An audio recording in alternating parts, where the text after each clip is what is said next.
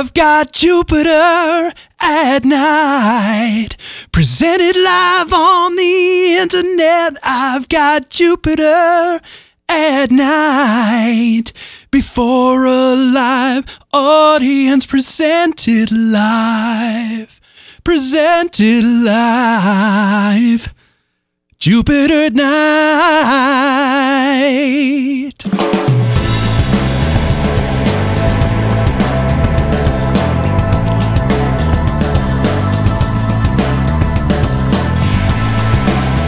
Good evening, everyone, and welcome to Jupiter at Night. My name is Chris. I'm Jeremy. Hey there, J-Man. Hi. Did you happen to catch the nut punch that Netflix got from Amazon today? Yeah. How about that? Well, you know, streaming media is something that both of us, I think, pay some pretty close attention to. I think probably a lot of folks out there probably pay close attention to that, too, if they're listening to this or watching. Right. So tonight we're going to cover the new announcements, and there's some interesting angles we think we can take on it. As a Linux user, myself, and an Android user, Yes. and a Prime user from Amazon, I've got a few things to say. Yeah. Also, and I'm a pretty heavy Netflix user. I think we've both been long-time Netflix subscribers. Yeah. We've got some interesting things and angles to cover on this.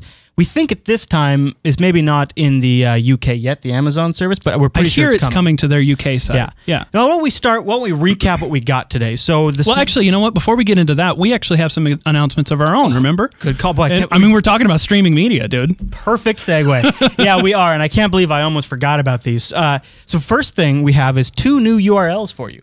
jblive.am, which will give you our 24/7 audio stream, which either means reruns during the day when we're not doing a show, or right now you'd hear this live, and you could stream in your car or anything like that. So that's jblive.am. And in fact, dude, have you seen our jblive.am page? I know it got an upgrade. Oh, man, so check this thing out. It's super sweet. It's from Tommy. Some of you that might have seen this first announced like 2 weeks ago, it was fugly. Yeah, it was super low bandwidth. And this is still really low bandwidth. This is Tommy Braun made this from Jupiter Colony, and it also formats really excellently on mobile devices. And auto rotates. Yeah, and if you have like a small screen, it'll fit. And if you have a large 4-inch screen, it'll fit, or an iPad, whatever. So that's jblive.am. And then if you want to watch the video stream, if you like to stream us, if you just can't get enough of our devilishly handsome looks, we understand. That's jblive.tv. Because let's face it, Jupiter Broadcasting, it's long.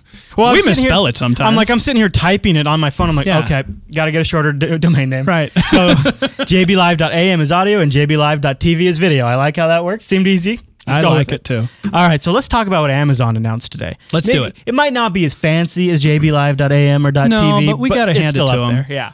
And I was kind of expecting this because we had seen some rumors, and a few pretty well-known analysts, market analysts, and everything were already predicting this. So some of them claimed like we'd get hardware. Prime users could expect a Roku to show up on their front door. Let's face it, for the price of Prime, people expect something like that in return. And Amazon's got the deep pockets; they could probably do it. True. Let's talk about Prime. So it's $80 a year, and I already pay it. I figure I bought it probably 5 years ago or whatever, right at Christmas time. And I said, I looked at my cart and I said, geez, I've got $70 worth of shipping right here. So I'd spend $70 and I get free shipping for the rest of the year. So I jumped. Right. So I would stick with Prime regardless of streaming. Well, and you get a lot of shipments and everything. You're ordering equipment for work or for this or diapers for the babies or whatever you get. Yeah. And they've got good prices. So I was stoked. But you're right. There is that caveat. It's that $80 upfront cost. Now that's for a whole year though. Yeah. So good and bad. It's actually a decent price if you break it out on a monthly basis. Yeah. Oh, true. It's like technically if you break it out over a month to month, like I guess that's how you pay for Netflix, it would be something like $6.50 a month, which is a couple bucks cheaper than Netflix's streaming only. Well, actually, let's get into more of that later on. Why don't we lay down some of the details on what exactly Amazon is doing here? Yeah, no, that's kind of their interesting approach because they're offering their streaming library, which I don't know if you guys know this, but Amazon's actually had a streaming library. Yeah. It's just everything has been pay for what you want. Right. And they're kind of neat because their whole system's been you buy it once and then it's stored in their digital locker and you can download it again anytime you want it. You don't have to store it if you don't want to. But what they've done is they've kicked it up a notch if you've now got unlimited free streaming if you've got a Prime account. And what's really, really cool, and brace yourselves for what I'm about to say here, folks, is it uses Flash. We don't like Flash much. No. In fact, I don't think I've ever said it's really cool that something uses Flash. I think that's the first time I've ever said that. It felt a little weird to do it on the internet for the first time, too. It's like something I should have done in the bathroom in the mirror first. But no, it was not that. It's just because it works right now at this point in time on everything, including my Evo right here. I have successfully gotten Now, I'll be completely honest with you. It works better over Wi-Fi than it does over 3G. It's almost completely unwatchable on 3G. Right. But and unfortunately, we can't really show you out here because the Wi-Fi stinks in here for some reason. I am able to watch, like, for example, right now, I can watch full screen Food Inc. over Wi-Fi on my Evo 4G. And that is really the kick in the nuts to Netflix right because there. Android doesn't have Netflix. No. And Android's now the most popular smartphone platform on the planet. Yeah. So to not be able to deliver your content to those users is a bit of a mistake. You know, and in addition to that, we just tested right before the show whether or not it worked on Linux. And it does. It works under. I have a Linux Mint box here, and again, because it's on the desktop, Netflix uses Silverlight. It was previously impossible to stream under Linux, even using some open source alternatives. The Moonlight, I think. Moonlight, you said it was called. Yeah. And so now over here on Amazon Prime users, I've got a big green button, and it just says "Watch now" for unlimited $0. streaming. $0. I can still buy it if I would want to for some reason. And I've done some limited testing. I'm not blown away by the quality. Like, Netflix has titles that range the whole gamut from just totally absolute poor picture quality to HD. Yeah. Amazon seems to be about DVD quality, from at least the stuff I've tested so far.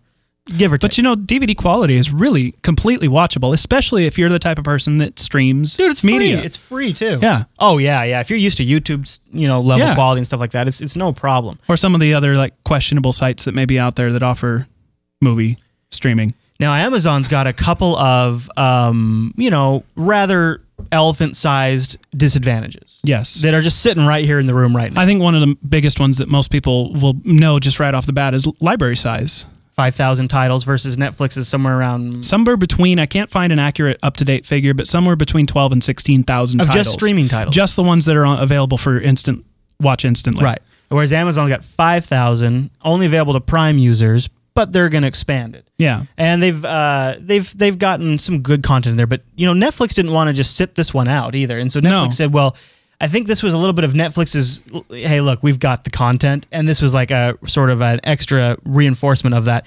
Netflix. Well, funny, when that announcement hit from Amazon, Netflix stock started to plummet. Yeah, it started to flop. They lost like 4 or 5 points in 2 hours or something like that. And so, just, as a couple of guys that get a lot of press releases across our desk, we see a lot of this stuff. We got a press release today that honestly felt a little rushed when we read it. Yeah. It seemed like Netflix was really desperate. They don't even have an actual release date ready for it. The content's not even on their site, but they're coming out and saying, we've just signed a major deal with CBS Entertainment.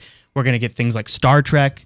We're going to get things like, I don't know, I've got MacGyver. a list here. Let's see. Frasier, Cheers, Medium, Flashpoint, Family Ties. Family Ties. And Cheers. Hawaii Five-0, Twin Peaks. And Frasier. Not Frasier, but MacGyver. I've never actually watched Twin Peaks. And I hear great things about Twin Peaks. Yeah. When we were, I don't remember if it was a Joint Failures or a Cast Blaster, but we'd often get people write in saying, you got to check out Twin Peaks. I hear it's freaky.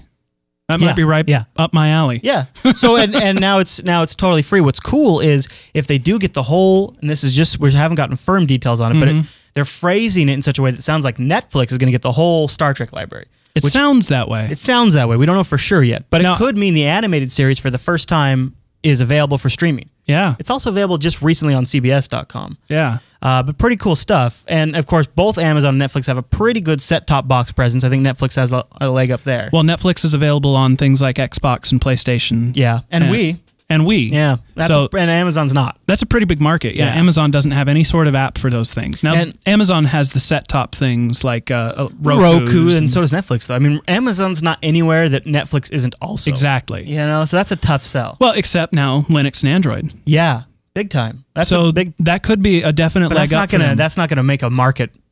No, explode. I mean they've got to expand somewhere around there. A couple of as a longtime Netflix user, I got to call out a couple of things that have already jumped out at me, and maybe I don't know, man, if some of these jumped out at you, but the queue management is essentially non-existent on Amazon, compared to Netflix. Yes, that's true. Netflix's queue system is just so great, and then you can integrate with friends. I think Amazon's solution is the wish list system. Yeah. And you're supposed to add it to your wish list. Yeah. Now, if that's how they're going to do it, and maybe they make it a little more robust, hopefully, at least that helps because you can have multiple wish lists. Sure. And that is you nice. can't really separate yourself out as much on Netflix. That is really nice. You could have a sci-fi wish list and a documentary wish list. Because right now I just have like a 300 long list. No, but I'm in a really weird position with my Netflix because I have always shared the account with my brother. Right. We used to have separate disc queues, but now I don't get discs anymore. So there's only one watch instant queue on that account shared between the two of us. You pay for one Netflix account, but you both have a login to it. Separate profiles. Right. Just like my wife and I do, where she has her own profile, but the second profile does not get streaming. Right. And now with Amazon Prime, again, we pay for one Prime account, but we both get advantage of Prime, and she gets her own complete independent streaming library. Another leg up there. That is nice. Yeah. Boy, it's a pretty tough call. And now I would say, personally, for me, well, I'll get to that because I think I'm going to be completely honest with the internet tonight about what I would do personally. The other good thing about the queue system, though, on Netflix is that, like, when I used to work a regular 9-to-5 job, there would be days where it was really slow, and occasionally I'd go onto the Netflix thing and start browsing the queues and putting things in my queue for when I get home. You can't watch it right now, but you can kind of plan. Right. So that's great. I don't know that I would be able to do that as seamlessly and effectively on Amazon just using a wish list system. Maybe, but the recommendations really aren't there, are they? No, I mean, Netflix has spent a lot of time and money on their recommendations. I think their site says something like 4 billion user recommendations for their total library. And, you know, they gave like $1 million cash prize to people that could augment their recommendation engine. And I mean, they've made some serious efforts in that area. So here's where I would say. If you are a consumer out there in the market for this and you want to do it legally, and you're not a big Amazon customer already, I don't see the advantage going with Amazon. No, I still think that Amazon Prime needs to have a way to pay for itself in order to be a worthwhile investment. And if you're not using its shipping, you're not, I don't think, going to get it because it doesn't have the content library. Exactly. If you already take advantage of the shipping, or you think you might, I think this is a slam dunk because you just get this great video content bolted on that you can or cannot use. With the caveat that if you use Netflix on your consoles or something, you don't have that access on Amazon. So it's not really an option for anybody that uses Xbox to stream their stuff. Right, unless Amazon can get off their duff and get some apps out there. Well, and the other kind of a hang-up for at least up front is the cost. Amazon, you have to pay for a year right up front, which we touched on a little bit earlier. It's like $80 now, and that's a year-long investment. That's just something you have to know, I'm going to use this for a year. Yeah. Now, with Netflix, you can pay an upfront cost of 1 month. And if you don't like it, you just cancel. And you're only out like under $10. Not much risk there. No. Yeah, that's a good point. The other thing, though, I think is kind of a fun angle to look at this from is the technology platform angle. And I know not everybody's into this, so I won't spend a ton of time on it. But you're talking like infrastructure, servers, and bandwidth. You know, like you've got Hulu and you've got Netflix out there and all these other guys out there, Redbox. I don't want to use the term, but just to keep it general, they essentially rent an infrastructure, right? They have to go buy space in a data center. They have to buy server hardware. They have to pay for a lot of different things, power, all these kinds of things. Amazon already has this massive, huge infrastructure. And I might have the exact details wrong, but I believe, what happened was Amazon had a ton of storage and a ton of bandwidth. And they said, look, for our main e-commerce business, if we're down for a minute, it costs us $1 million. Wow. I think that's an actual factual number. It's a minute of downtime for Amazon is $1 million. Wow. So they've built out this amazing infrastructure, which people I've worked with says it has some gimmicks to it, but it's pretty impressive. And I've seen it I've seen a regional location of it in Washington. It's just this massive area. And that's their Amazon EC2 and S3 cloud services. You know, you hear a lot of like the Amazon Elastic Cloud, the Amazon Simple Storage Service. Any large website you go to out there probably pulls some of its website files from S3 storage. Most of them do. So Amazon already has this massive distribution infrastructure completely built in that they already have a paying customer base that pays just to invest in that infrastructure. Jupiter Broadcasting has an Amazon S3 account that we pay money into. Yeah. We're paying into that infrastructure that they can now deliver video over. So they have a completely paid for infrastructure. You know what's funny though? Netflix pays for Amazon's hosting. Yeah. Yeah, that's the funny thing. So in a way, if Amazon can pull this off, I could see long-term why they're saying they don't think they have to raise the cost of Prime. Yeah. That was one of the first questions the press asked is, well, are you going to jack up Prime to $120 or something? No, I don't think that they have to. And that kind of goes back to what we were saying earlier. They've got deep enough pockets, it feels like, at this point, that they could actually throw even additional gimmicks into this just to entice people to pay for Prime. They probably eventually could, after the initial investment, afford to roll out hardware if my theory is true that their back-end infrastructure is essentially paid for. Yeah. It kind of seems that way. And we've got links in the show notes for information about Prime if you want to check it out and things like that. And actually, when we were doing some research into Netflix and everything like that, I came across some cool links. If you're a Netflix watcher, it might be worth your time. There's one called Hacking Netflix, which is an independent blog that keeps you up to date on the behind-the-scenes stuff. And then there's Instant Watcher, which you covered on a previous Joint Failures. I covered on a Joint Failures, yeah, and I've got it right here in my bookmarks because I'm a huge Instant Watcher fan. It's basically a more user-friendly browsing interface for Netflix's Instant Library. It's the way to find the nuggets, because what they do is they go through and they take user ratings and the actual play counts and stuff like that, and they say, okay, this is the actual good stuff. Whereas Netflix tries to show you like all those different, B movies and stuff like that. When the other thing Instant Watcher is good about, and this is a perfect segue into my final point of the episode. Instant Watcher is really good at telling you when something's about to be pulled off of Netflix. Yes. Amazon.com and Netflix and Hulu are all subject to licensing terms. It means they won't always have all of the same content at all at the same time. Right. The studios actually want to move stuff around so that way they don't create a monopoly. Right. Also, so they can entice, because like places like CBS that just signed in with Netflix, they might not give them their entire library. They might not give them Star Trek, like we said earlier. They might not give them. There was some people are saying they're going to give them the because best places like Netflix gives CBS a payment, and so does Hulu. So does anything else that's streaming CBS content. It's good for CBS if you're watching an episode of Star Trek at Netflix and Hulu. Yes. And CBS.com. Yeah. Because they make ads off that, they make ads off Hulu, and then they make a royalty fee off of Netflix. Right. So they're intentionally moving content around to prevent monopolization, which is what the music industry wishes they would have done, but they're screwed. Yep.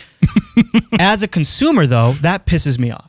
I don't like that. I want to go to one spot. I want to pay one damn fee. I don't want to pay $8 to Netflix, $8 to Hulu Plus, and $80 to Amazon. Right. I'm just to get the content you want. Not only that, but I have to make compromises. Like I have to watch it in Flash, or I have to watch it with advertisements, even though I'm paying for it in the case of Hulu Plus. Yep. So honestly, even though I feel like they are making a genuine step closer to what I want as a consumer, I don't feel like it's enough when you compare it to their competition. And their competition, at least in my case, is Usenet. And here's why. And other torrenting services and things like that. Well, here's why I like Usenet. I'll go over to a site called binsearch.info, right? Oh, yeah. Binsearch.info, and I'll type in the word Smallville because I'm a stupid Smallville fanboy, and I like to watch Smallville. Within seconds, I have an HD 720p version of Smallville that I can download. And because I pay for Usenet, I pay for encryption, so people can't see what I'm downloading. There's no torrent trackers. There's no MPAA checking what other people are seeding. Yep. I can get this DRM-free in higher quality without commercials faster than I can get it from a lot of other places. And because the major networks like CBS or the content providers like Hulu Plus are nickel and diming you at every turn, you don't really have much of an option. Yeah. I mean, that's just a no-brainer, basically. I unfortunately agree because you end up with your content not being available. Now, true, I could go out and spend $80, $90 a month just on the online services to maybe try to cover that base. But to be honest with you, there's matrices online that show iTunes, that show Hulu, that show Netflix, that show all these different stuff, and you still don't have everything. Right. Usenet and torrent sites do, and that's what their real competition is. While it's awesome that I have more choice, and in the case of the Amazon one, I'm totally taking advantage of it because I don't have to pay more. Right. And maybe over time they'll change my thought process on this. But where I'm sitting at right now is just a consumer who just wants to consume the content that they're spending so much time and money to make. I'm left with what seems to be a better option is pirating still. Yeah. So it's a good try, guys, but you're not quite there. It's that insular corporate culture where they think that they are their own competition on their own level. Where Amazon thinks that Netflix and CBS and all these other big corporate entities that are up on their level. The next big win is just an exclusive agreement away. Yeah. And then once we get that exclusive agreement, we're set.